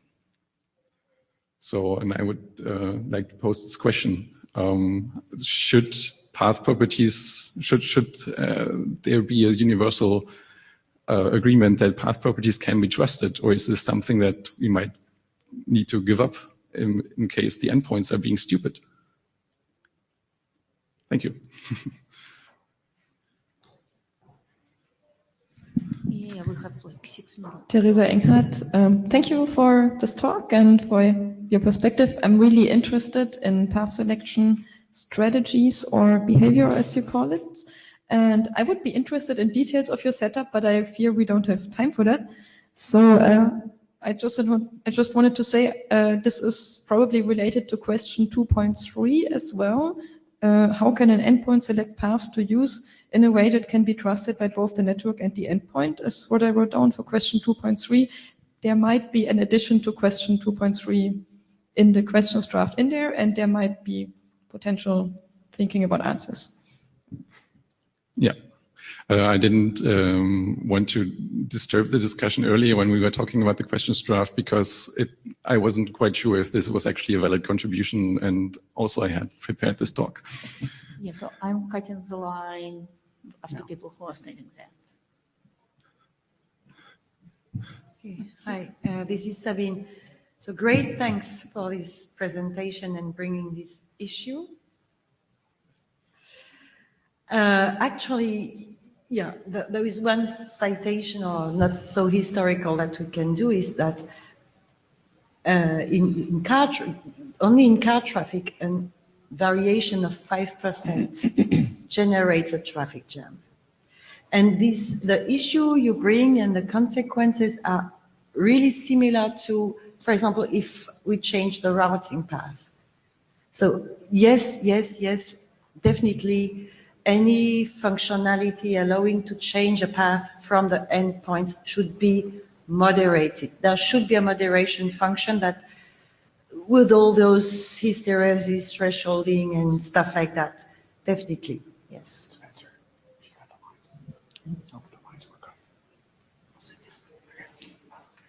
Hi, Brian Trammell, individual. Thank you very much for giving me a chance to cite Kant in an internet draft. I think I will actually add this categorical imperative thing to one of the questions. I think the 2.3 is probably the correct one. One question that I would have for you, I think this is a valid and valuable contribution. Thank you very much for bringing it. I'm not sure what the ask is. I mean, do you want to turn this into a draft and run it here? I mean, that's not a question for you right now. Think about it. I think it would certainly be useful. One question that I would have back for you with respect to all of the other points that you raised is, to what extent are sort of these competing control loop problems different in a path-aware network compared to a current network where this information comes from measurement, right? And that's actually, I think, the question that we need to distill your questions down into, and that's a question that we need to address, because I think a lot of the things that you're raising of like naive strategies with bad feedback are questions that we've run into in engineering in the transport area before, right? Raising the question of what does making this path aware add new to that, I think, is one we don't have an answer for, and one that we should dig into. And I look forward to your future contributions on that within this research group. But so the point is, the framing here is like, hey, this is a new thing. It really isn't, and it looks a lot like, so the graphs that you showed, if you like take off the X and Y label axes and the labels at the top, I've seen those graphs before in ICCRG, for example, right? Like, so where you get these things that are doing naive things with bad feedback, then they do this. It's exactly the same thing. So I think I would encourage you to dig a little bit more into what the specialness of path-aware networking is there. Thank you. Thanks. Tommy Pauly, Apple. Could you go back to slides? So, right, or just to the question. So I think the second question, while it's interesting, I'm not ready for that one yet, because actually going back to the first question, kind of what we're talking about here, like, should we be doing this? I think that's still something that's very interesting, and I totally agree with what Brian said. I came up here to say, like, oh, this looks very similar to the graphs we would see in ICCRG. And like this could be, like one of the ways in the possible paths that are changing for this group. A way that the group evolves is to be a place where we can do the analysis for the equivalent work that is done in IC-CRG for congestion control over a single path, for how it plays out when we start becoming multipath and doing path selection on these, and kind of that extra dimension of that. So I think figuring out a way to make this more rigorous, and maybe to the point of getting advice and stuff from other groups, when we have other groups that are doing explicit path selection, let's say MPTCP doing work, especially if we start doing PVD stuff and multiple uplinks on the same local network, where we are starting to do more explicit path selection, have that work be demonstrated here, and also do more experiments in conjunction with that. Philip Teasel, I just wanted to give you an answer to the next question. And I would say the question is definitely no. Thank you. If you want, if you think you need to lie about these kind of properties, the question is this the right metric you're working on, or should you have some kind of derived metric that you can be honest about? And I think this is one of the core questions we have. What are the right metrics? And if the right metrics from an observation or measurement point of view lead to oscillation in the control loop, is it the right metric to decide upon, or do we need some derived metric or something completely different to act upon? Yeah. And therefore not lying, please, but being honest and finding out whether that's useful. Yeah, so this was intended as an obviously rhetorical question where the answer is no. Yeah. Yeah. Thank you. John?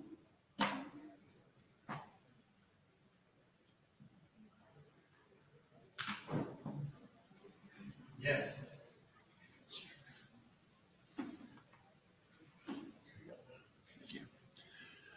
Okay, my name's John Border. I'm actually going to go through the early slides about how the test is set up quick, because I want to get to the path aware question towards the end of my presentation and spend time. I reread the questions document last night, which raised the question in my mind whether this fits. And also some comments about RTT raised the question in my mind about whether this fits. So basically, what we're trying to do is, we have split TCP PEP. We can't do that anymore with Quick. So we need to need Quick to perform well without this solution. So right now we were doing some tests to see, well, what's the disparity? What can we do? How fast can PEP go versus what does Quick do right now? So I'm not going to really go over this slide. This is just a test setup we have. It's in the slides. We have two setups. One is going through our equipment. One is just direct. The key thing is we have the 600 millisecond delay in there. So we're looking at a long delay test in large files. So, we did 1.1 HB2 with TCP spoofed, and then of course Quick, and then we also did without TCP spoofed. And we have a 1 gig connection to the internet, so we're trying to test high-end stuff. How fast can we go, not with real plans in place? And that's one of the reasons we're using a delay box. We have our own network, but if we did, we would be limited to planned rates, and we're not trying to do that right now. And then we also are interested in packet loss rates. Unfortunately, we're not really done with this testing, so we don't have very much data on the packet loss rates. But I wanted to present it because I really came here to talk about the path awareness part of the question. So here's some preliminary results. So with TCP spoofing state of the art, we're way over 200 megabits. Okay, we could do that pretty easily. But we did the 1.1 and 2.0 because we discovered that 2.0 has some flow control inside of it. So we actually did that first and wonder why we couldn't get our 200 megabits. And so that's why we have results for both. When you run direct, you can see when there is no PEP there, those are the speeds you get with unspoofed TCP with 600 millisecond delay. And we did get the 1% packet loss, and you can see what the impact of that is over 600 millisecond delay in terms of packet loss recovery. So this is just an example to talk about the part of it. So what we are interested in is we want quick over satellite to be just as fast as we can spoof things today. You need a very large window. That's part of getting to the high speed. But you also need some kind of optimized packet loss recovery. So an FEC solution or something, some kind of local thing. But the problem is, if you tune quick for those properties, in my opinion, they might not be good defaults for the end post to use all the time, which is where the path awareness part comes in. And then, a loops-like solution can solve parts of this problem if it goes somewhere, but it doesn't solve the end-to-end problem. So this ties into what I was rereading the draft and the talk about RTT. What I'm really trying to do with what I'm saying here is I'd like to know before I even did my first connection that I'm in this environment and be aware and bring up so I could come up and be great performance from the start.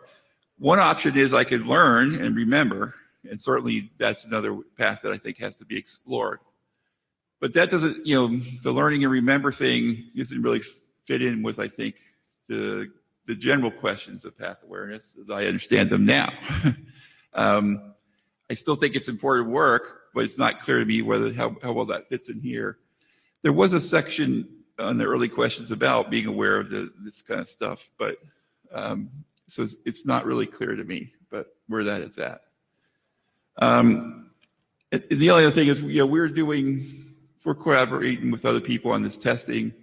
We really would like to find somebody who has a high-speed connection to a quick-enabled server on the internet so that we can have better control tests with the congestion control part of it. So if anybody's interested in helping us do some of these tests, please come and contact me. So I went kind of fast because I wanted to also leave time for Nicholas to have more time. He's got more details than I do. But if anybody has any questions? Theresa Enghardt, isn't that exactly what loops is for? The slide before said you can't use loops because something end to end, and I'm wondering why do you need end to end? Also in the loops BOF, they said, this is not related to Panrg because Panrg implies that the endpoint collaborates. So yeah, why do you need endpoint collaboration at this point? Well, this picture can show me the link between the Hughes terminal at the top and that other guy is generally going to be Wi-Fi. Yeah. Well, loops doesn't go to the end host. So I have no way to recover that link, and that's actually where most of my packet loss is these days, and that's what the PEP is doing for me, is it's giving me that local recovery. When I throw quick into the path, it's not there anymore. I have to do everything end to end. So loops can help me in the middle, although I actually have proprietary solutions there, but I can't do that. That last hop link is the one why that's not enough by itself. I think they were also open to build something that would work with a component on the host, but it's just the same component as could be deployed in a network. But yeah. Yeah, I talked to them about that, and it's sort of a later phase. But it's definitely, I'm looking at the whole toolbox, and so that's definitely on my radar.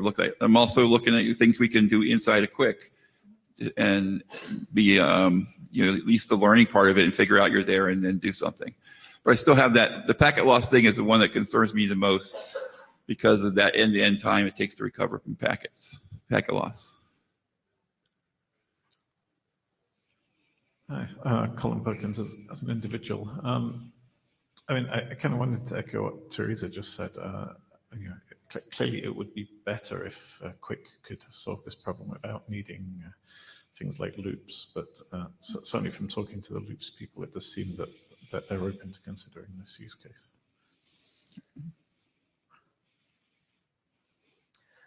Eric Klein, I wanted to ask more about the difference between HTTP 1.1 and 2.0, because whatever could be learned there might be applicable for how it gets solved in Quick as well. You're saying HTTP 2 has built-in flow control? Well, I should say, it has the capability. We know for a fact it was actually Chrome had some limit of around 30 megabits that it was enforcing over the link. CJ's coming up. You might know a little more details. Get on the microphone.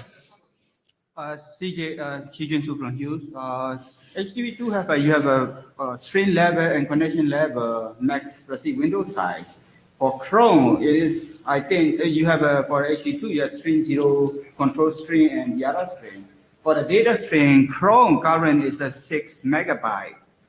Firefox is 12 megabyte. That's what it is right now, the last time I looked at it. Right. So that divided by your RTP is a max. So it's theoretically it's like 80 megabit per second, but in practice you only get 40. So it's not noticing any of the changes in TCP. I'm assuming this PEP is like CCSDS 714 kind of satellite accelerator type thing. Well, I don't really know what you're talking about. So okay. It's basically a split TCP. The 1.1 was faster because we had multiple connections going high speed. That's really the thing. I mean, we have a proprietary solution. But I mean, so there's lots of ways to mess with the TCP stuff that's in the clear, right? So Yeah. I guess the HTTP2 stuff is not being noticed because it's inside an encrypted part and can't get fixed, right? That's right. This is the application level bottleneck. Yeah. Then underneath you have a quick layer, another receive window there. And then you have a layer software. In the microphone, please. Please use the microphone. I think it's a strong argument that there needs to be path-aware signaling all the way up to the application. Seems like a good argument for that. So Yeah. I thank you very much for this. Thank you. I will note that because of our unfortunate conflict, that most of the people who would be able to answer your question about getting you access to quick endpoints are probably not here. So I would take that to the maybe the quick and the TSB area lists as well as the Panrg. Well, or you can also just ask on the Panrg list because the same people are on the list. They're just not here because of TCPM. So Right. just because of the conflict, you're not going to get good answers from this room because this is the wrong room today. Yeah. Yeah. Yeah, I mean, Google has a. But Eric's going to set you up, right? Unfortunately, not entirely. So Eric Kinnear, Apple. So we have at least one quick implementation, and we have a CDN, which has a pretty big honkin' pipe to the rest of the world. So like that part's nice. But we would need to go talk to those people and see if we are allowed to do that. Okay, Please take that sounds to the good. list. I think you were going to help him out, but we gotta move on. Sorry. Okay.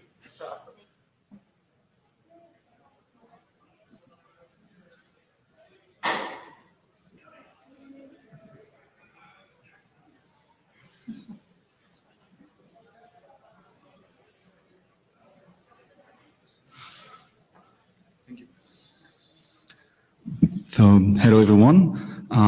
I know there's cookie outside this door, so I will be fast so that we all have some. This talk I'm doing now, I've conjoint work with Emil, John, and Gori. Basically, I'm presented it here is how we do with trying to provide best current practice on making quick to work well on satellite links. We know we won't be able to have parameterizations that will work for all Google CDNs, but I think that if we have CDNs in the satellite network, we want to provide the document to explain what are the parameters that are relevant for our use case. And if I present it here in Panrg, is to speak more about the in-sequence paths and that have very different characteristics. I don't know who is aware of that, but there have been previous talks and evaluations on how we have some performance issues with quick on satellite accesses. So this has been presented in MAPRG, and you have the links to the papers in the slides. Basically, so first, satellite links. We all have this trendy information about Elon Musk trying to send thousands of satellites, but today these high broadband LEO constellations are not really operating. Today, what we see, what we use today for satellite, internet access is mostly geo-based satellites. We have large propagation delay against which we can't do much, and we have a high loss rate when you are moving and there's a tree or when you are behind the Wi-Fi. But there's a point I want to make here. We have, unless you are in India and it rains a lot, we don't have losses on the satellite link. Losses comes after, from the satellite terminal to the end user. So that is why I'm here. We have, and also a point I wanted to make on asymmetry I made earlier on. Our links are very asymmetric, both in terms of capacity, on the jitter on the link. So we have these strange things. And if you are interested, I had a look at these old RFC from the PIPS working group, and most of the descriptions on satellite links you can find there is still relevant. So if you want more info on satellite links, here you have. So we'll go quickly on that. Satellite systems is a point-to-point link, or mostly used for TV broadcast as well. And the problem is we see a lot of trend in the market in doing backhaul, and so we have lots of different IP networks which are backhauled with satellite accesses. So the satellite IP network is only one part of the end-to-end path. And so the problem is we have this long delay link, we don't have losses, we have a long delay, but then we have to interconnect it with networks which have very different characteristics.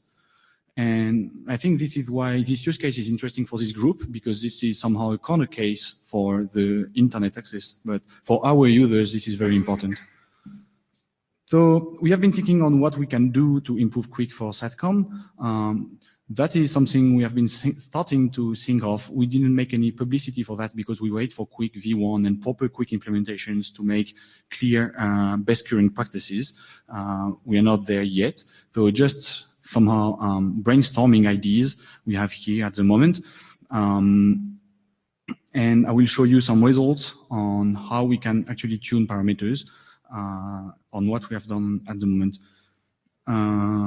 So I liked the point on discussions being, we are open for discussion. If you want to discuss with us, we are open. We have GitHub issues, everything. So if you want to join the party, please welcome. We have things flying in the sky that are very funny to play with.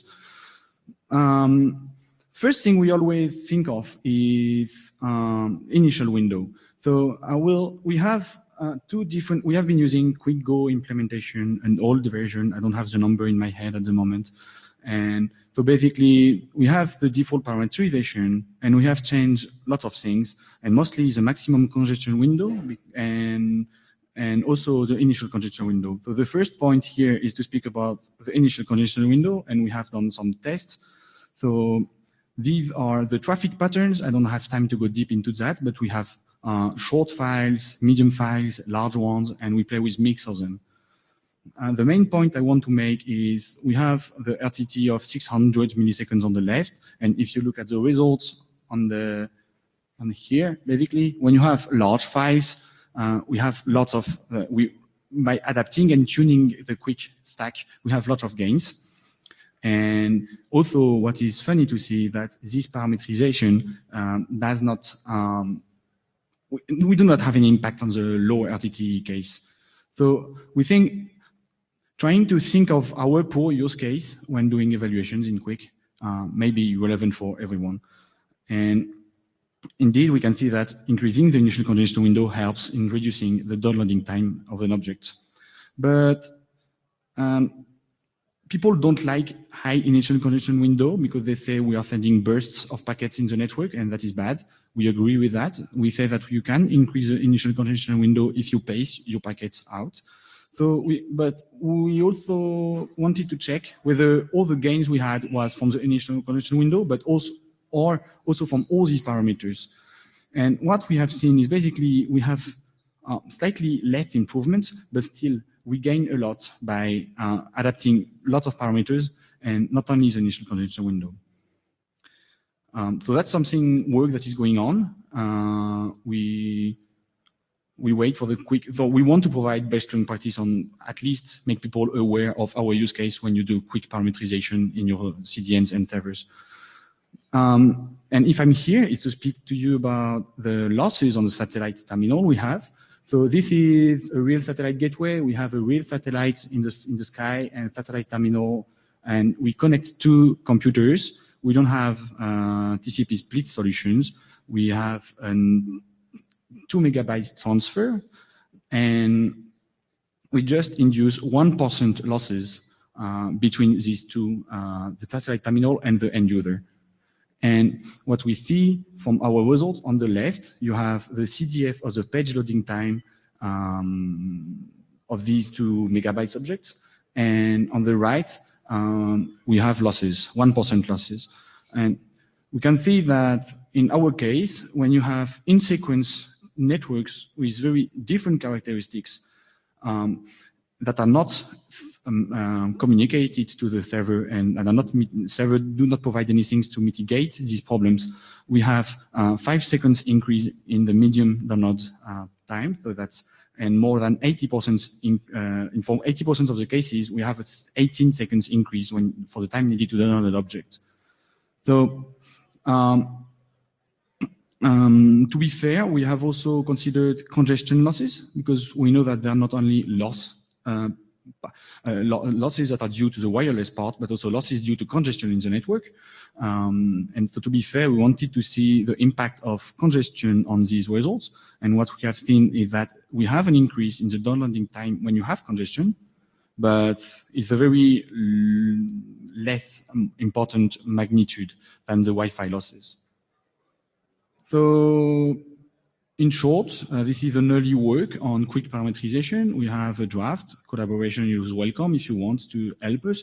We think that maybe for the moment we want to focus on the satellite use case, but we think that having a best current practice on how you parameterize quick for wider internet is very relevant. So we still need further investigations, and that's just ongoing work. And to go back to one of the things we can do to mitigate these Wi-Fi losses, we often mention FEC. We know lots of people don't like FEC. So that's why we have been also following what has been done in masks this morning when we think that wind transmission can occur between the satellite terminal and the end user. We don't know actually how all the implications on that because I'm not a mask specialist, but we are looking at ways of improving this use case. So that's it. Okay, thank you. Unfortunately, we don't have time for discussion, but thank you very much for presenting. Who has not signed up the blue sheet? Okay, also please look around. There must be another copy of them somewhere. I can see them. Great, thank you. See you in Singapore. Thank you very much. Enjoy your cookies.